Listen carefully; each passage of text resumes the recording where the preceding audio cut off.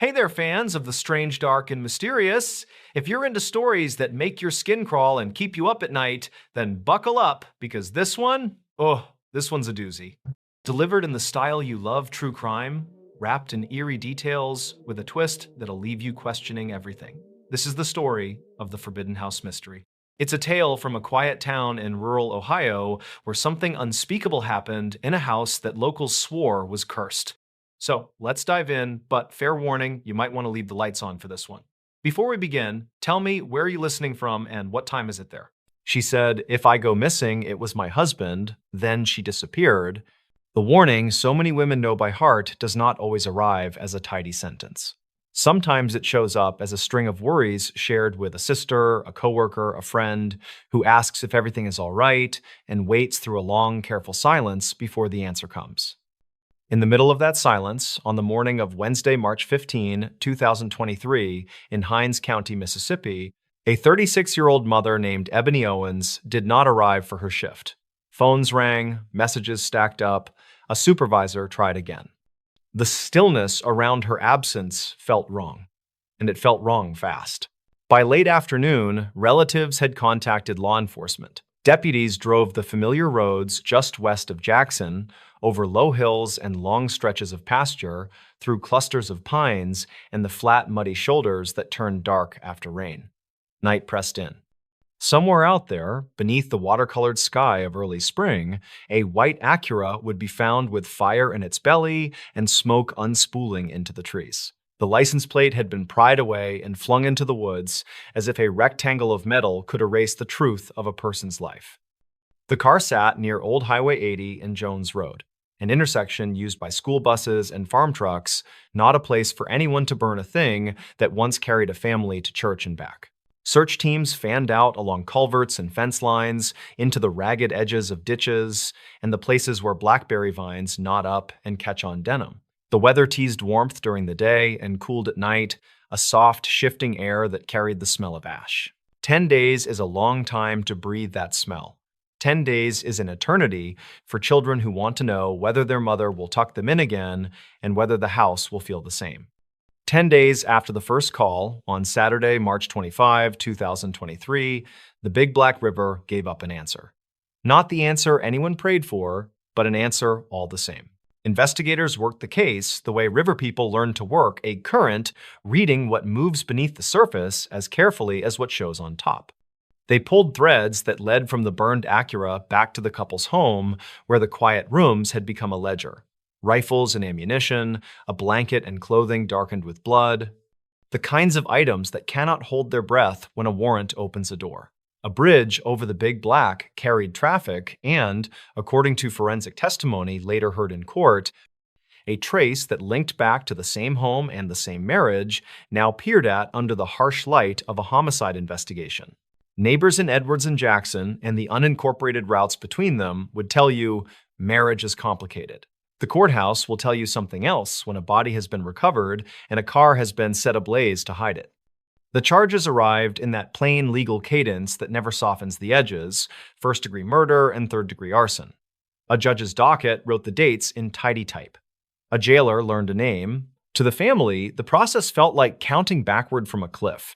Through 2 long years that forced birthdays and holidays to be observed with a chair no one could bear to fill, the case made its slow way toward trial. Evidence was logged, motions were argued. In May of 2023, at an arraignment marked by the awkward dance of reading and understanding, the man accused entered his plea. Summer thickened into autumn. Across 2 more winters and another spring, the Big Black kept its course under weathered trusses and past stands of willow, while a courtroom prepared to gather a dozen citizens to weigh a death. In early September of 2025, in a Hinds County courtroom where the air conditioner hummed and the fluorescent lights made everyone look just a little more tired, 12 jurors took their seats. Reporters angled for the clearest view. On Thursday, a state forensics analyst described DNA consistent with ebony on a bridge where the jury was told decisions were made in the shadow of night. An investigator with the sheriff's office fielded cross-examination as defense counsel tried to chip at chain of custody and inference as if a life might come undone by picking the right thread. The jurors kept their faces still, Pens poised, eyes sliding from witness to screen to counsel table. Then came the testimony that settled into the room with the gravity of a falling anvil. The defendant took the stand. In a voice that wavered between insistence and explanation, he said he had found another man in his own house, in his own bed, with his wife. Anger flared. He claimed fear. He said he fired a gun, that he watched the aftermath of a bullet and made decisions no one can spin into mercy. The state countered that there was no evidence of another man at all, that this was not panic but planning, not a sudden storm but a course charted by a person determined to erase what he had done. The jurors heard both stories, each word weighted with consequence. They also heard about the car, its white paint blistered and sooted by flame near Old Highway 80 and Jones Road, and about the license plate tossed into the trees like a gambler discarding a losing hand. They heard about the river, about March water cold enough to steal the air from your lungs, about how currents take what they can and hold it until they cannot.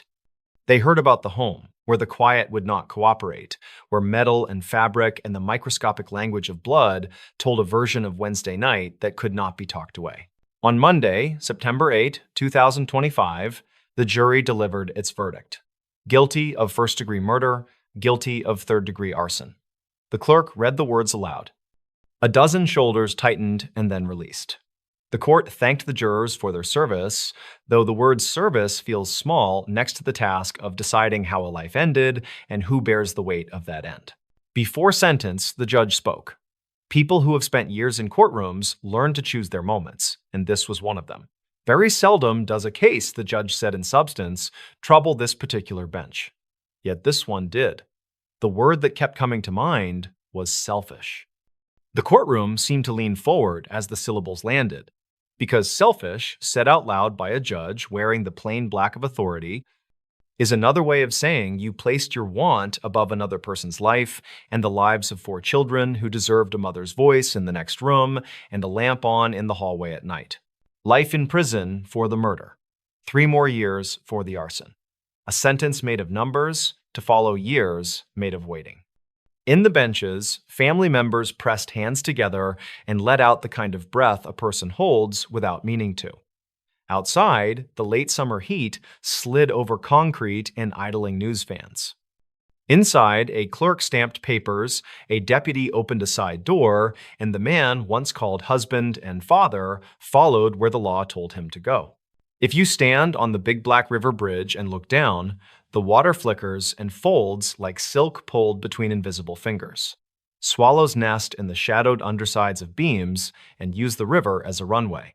Long after the patrol boats had cut their engines and the tape had come down, people still slowed as they crossed, eyes skimming the surface the way you look back at an old childhood home. Grief asks you to become a cartographer of places you never wanted to map. The curb where a car once smoked and popped, the ditch where a plate gleamed under leaves, the courtroom door that will always be heavier than it looks. The record will never bother itself with how Ebony baked on Sunday afternoons or whether she danced in the kitchen when a song she loved came on the radio, but those who knew her will. They will remember the way she called her children by their nicknames, the way she kept a calendar crowded with school pickups and dentist appointments, and the ordinary scaffolding of a life built for other people. They will remember that she showed up, right up until the morning she could not. They will also remember that before she vanished, she had worries, the kind you speak in low tones at a kitchen table or carry in the tightness across your shoulders when you walk from the parking lot to the front door. Maybe she did not say the exact sentence so many of us have heard. If I go missing, it was my husband. Maybe what she said lived in gestures and hesitations and the way she changed the subject. But the social math is cruelly familiar, and it keeps ending with a head count that shows who most often stands too close to the edge when violence is ready to push. The jurors did their arithmetic. The judge did hers. The river did what rivers do, and delivered something heavy to shore. In the days after sentencing, the headlines moved on, because they must. But in the places and times that matter, the story did not move at all. In the Owens family home, every little object still knows where Ebony last put it. A child reaches for a bowl and feels the soft impression of a mother's hand in the habit of where the bowls go. On a school morning, someone ties a shoe and hears, as if from the next room, a voice reminding them to double knot it.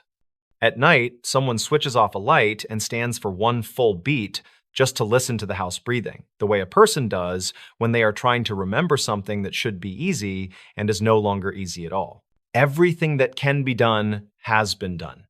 Evidence collected, witnesses heard, a verdict returned, a sentence announced. The earth takes the departed back with a patience that is not human, and the law keeps what it seized with a permanence that island. If the warning that hovered over this family's life never carried those exact words, the end still carried the meaning. On Wednesday mornings and Saturday nights, on paydays and school programs, and the unremarkable afternoons that fill most calendars, there are people in every county of this country who hear that quieter version of the warning and choose not to look away. They drive a friend to file a report, they stand by during a call to a hotline, they sit in the hallway outside family court and hand over a bottle of water. They go with someone to collect a few clothes from a small apartment and hold the door while the last bag is carried out. If you are one of those people, keep going. If you need one of those people, say so. The help exists. It is not weak to reach for it. It is not unloving to insist upon safety.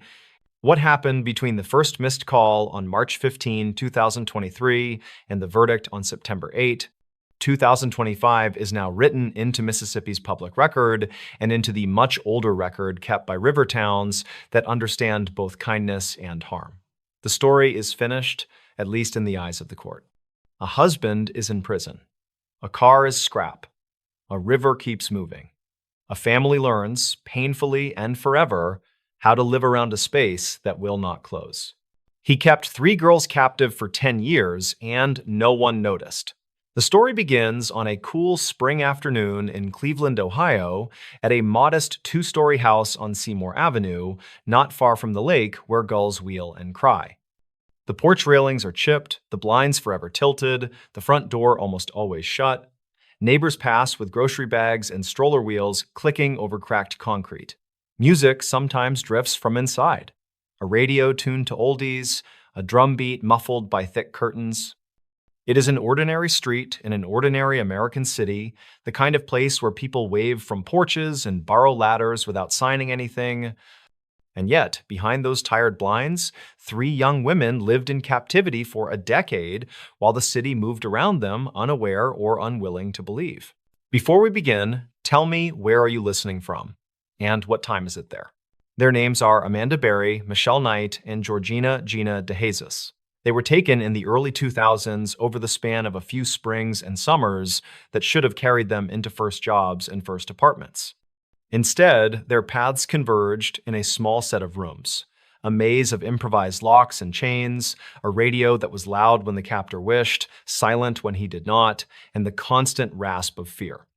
The man who took them, a former school bus driver named Ariel Castro, knew the neighborhood well. He knew which streets emptied at the end of the school day, which families hurried, which porches sagged. He knew how to look like a neighbor and not a menace, how to nod and keep walking. Michelle Knight disappeared first, in the late summer of 2002. She was small, tough, and older than the other girls would be when they vanished. She had been trying to reclaim parts of her life the world had made hard for her. On the day she was taken, she expected an ordinary errand near West 65th. The sky was a dull pewter, with a little wind moving wrappers along the curb. A familiar car slowed beside her, the driver leaning across the seat with the easy voice of someone she had seen around. He offered a ride, a few minutes, a quick stop, and then home. She hesitated. She wanted to believe in the shortcut life rarely offers. She got in. The click of the door was light. The meaning was heavy. When the car turned towards Seymour Avenue, she did not know she had crossed a border she would not step back across for many years. The second disappearance came the following spring, in 2003, when Amanda Berry finished a shift at a burger restaurant on Lorraine Avenue and started the walk that was supposed to end at her front door. It was a day with the kind of light that makes a city look honest. She called her sister on a payphone, a voice quick with plans for cake and a birthday that was coming the next day. Then the same familiar car, the same friendly wave. The man said he knew her sister, said he could take her home faster, said all the little things that stitch a stranger into a pattern of safety. She trusted the pattern just long enough. The car door shut. Music on the radio played a song everyone knew, upbeat and harmless, and the sidewalk slipped by. The third girl, Gina De Jesus, was 13 when she disappeared in the spring of 2004. She was walking home from school with a friend, secondhand chatter fluttering around them like sparrows. In a moment that still makes the air go thin when you think about it, Gina and her friend split at a corner that should have been nothing more than a corner. The car stopped again, the same driver, the same casual acquaintance language, the same promise of a short ride. She stepped into the illusion of ordinary kindness. The door shut. The city continued, unaware that another family would soon be taping flyers to telephone poles and asking questions that felt like prayers. Inside the house on Seymour Avenue, the world became small. Windows were covered, doors groaned with extra locks, hallways narrowed with stored junk and deliberate clutter, the better to slow a sudden flight. Rooms were repurposed into cells. Music from an upstairs radio sometimes blared through the floorboards when the captor wanted to drown out their voices or his own thoughts. At night, the furnace clicked and sighed, and sometimes a neighbor's dog barked, then fell quiet again. The smell of old carpet, fried food, motor oil, and dust saturated the air. The women learned to map time by the way sunlight found seams in the blinds, by the scent of winter's first radiator heat, by the creak of steps that meant he was coming. There were rules. Do this, not that. Speak only when spoken to. Step here, not there. Punishments were swift, the logic always shifting, so that safety could never settle. He starved them or fed them on a whim, bought them fast food, and then withheld the next meal for days, as if kindness had to be balanced by cruelty. He sometimes gave them gifts, little objects that carried poison under their ribbon, a new shirt, a cheap necklace, a used television, a coloring book, a winter hat. He forced them to watch the news when reports of their own disappearances flickered across the screen, then shut it off with a satisfied sigh when the story moved on to weather and sports. He called them by names he chose, wrote the rules, erased them, wrote them again. Families searched, flyers went up and came down in rain and snow and went up again.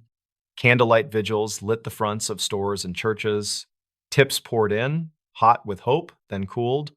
Amanda's mother, whose determination could have bent steel, went on television, pleaded with anyone who might know anything to come forward. She died before her daughter came home. Gina's parents stood beside clergy and police, their voices steady even when their hands shook. Michelle's name did not make as many headlines.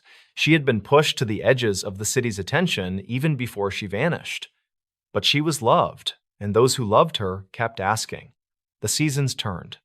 Years became a dull loop. Police chased leads that turned to fog. Some neighbors noticed a boarded window and thought little of it. Others saw the man carrying heavy bags into the house at odd hours and shrugged because people carry strange burdens all the time. There were close calls. The front door stood open for a moment. The screen latched, but the spring weak. A neighbor stopped by to talk about a car, a drum kit, a broken taillight. Footsteps approached the porch and paused. Inside, a television was turned up to cover the sound of breathing. Once a child's toy was seen in the yard. Someone asked about it. The captor said a niece had visited. Smiles, a little wave, the porch conversation ended. The door closed, locks clicked. In the house, the women found a way to hold on to themselves. They whispered to one another when they could. They passed notes when they could not speak. They learned the rhythms of the captor's job and the gaps those rhythms might grant. They invented small rituals to remind their minds that time still existed and belonged to them too.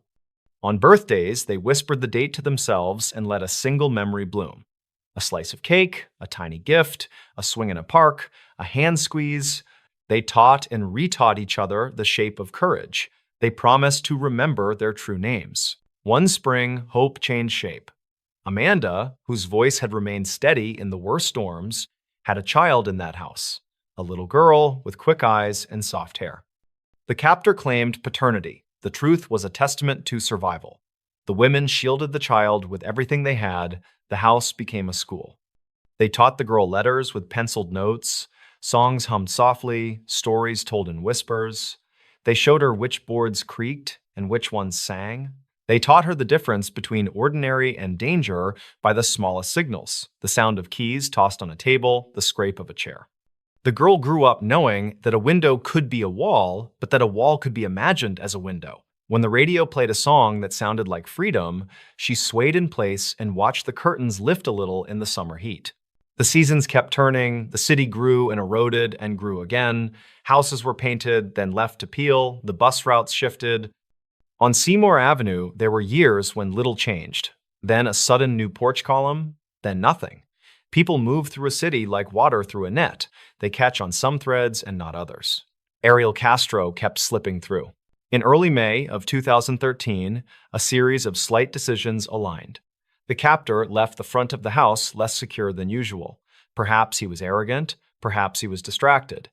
Perhaps the old screen door did not catch the way it used to.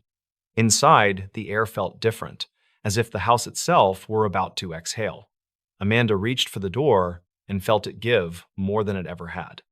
Her heart hammered a warning and an invitation. She looked at the child and knew that waiting was another kind of danger.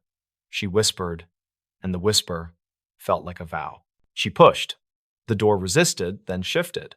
She pushed again with a strength that had been hoarded for years and kept ready for one exact moment. The wood cracked. The chain complained. She screamed then, a sound that climbed the stairs and went out into the street, a sound that used her voice and also every voice that had been kept small. A neighbor heard. His first instinct was disbelief, then confusion, then action. He came forward, tried to kick, tried to lift, tried to pull. The door gave more. The city might have heard the hinge groan. The opening became a gap big enough for a face, then a shoulder, then a body. Amanda slipped out, a child in her arms, a decade traveling behind her like a storm cloud that had finally found a seam in the sky. She ran to a phone and called for help, and when the operator asked for a name, she said her own, as if signing back into existence. The street tilted toward the possibility of rescue. Sirens soon braided through the neighborhood air. Police moved through the house and found Gina and Michelle. The officers called their names, and the names echoed, then landed. There were tears and shouting and relief so intense it bordered on pain. The three survivors emerged into the kind of daylight that stuns the eyes. Neighbors cried, reporters began to gather.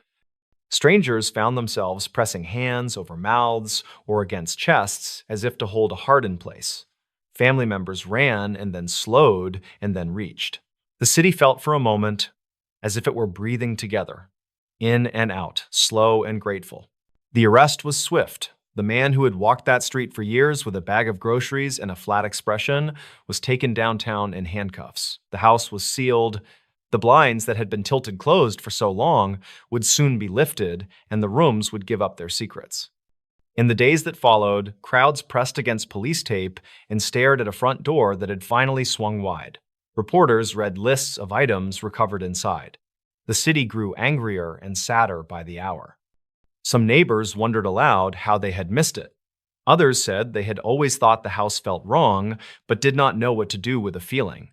People brought flowers to a block that had never asked for flowers. The legal process moved with a speed that surprised even those used to courts and calendars. In late summer of 2013, after indictments stacked high with counts that measured only the smallest part of the harm, Ariel Castro stood in a courtroom whose air felt both heavy and precise. He pleaded guilty to avoid a trial. The judge pronounced a sentence so long it needed extra language to hold it: life without parole, plus enough additional years to swallow any fantasy of return. The gavel sounded like a door being closed the right way at last. In that same season, the house on Seymour Avenue was demolished. On the day the heavy machines rolled up, the crowd gathered again. Some came to witness justice of a physical kind, the erasure of a building that had lived as a wound. Others came because they needed to see the structure end in order to believe the story had changed shape.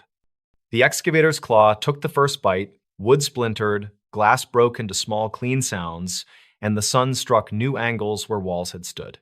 A neighbor signaled the start by handing Amanda a lever, and when she engaged the mechanism that began the teardown, she was applauded. Not because demolition is beautiful, but because it can be an act of mercy. Dust rose, then settled. In place of a prison, there was open air.